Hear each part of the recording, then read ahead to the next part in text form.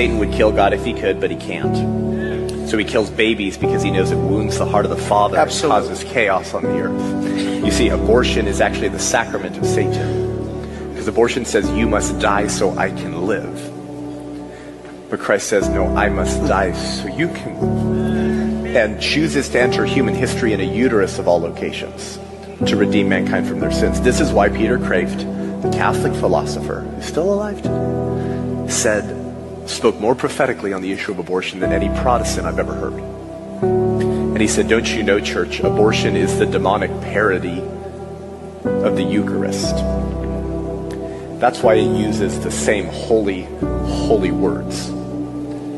This is my body, but with the opposite blasphemous meaning. Yeah. Do you think it's a coincidence that the central phrase of the entire abortion industrial complex and the culture of death today are the same words of our Savior at the First Communion, this is my body? And because Planned Parenthood is not only the largest abortion provider in the world, they're the largest provider of transgender drugs. They call both of those mutilations health care. Did you know this? What do they call transgender surgeries? Gender affirming.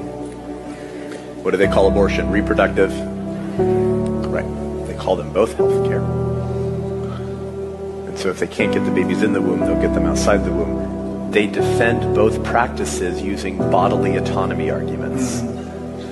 This is my body. Yep. And if I want to kill what's inside of my body, then who cares? Because the serpent told me in Genesis 3, ye shall be as gods. Abortion is the sacrament of the religion of secular progressivism.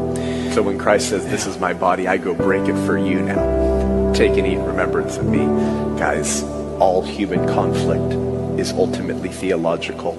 It is not a coincidence that the argument for abortion is quoting the words of our Savior.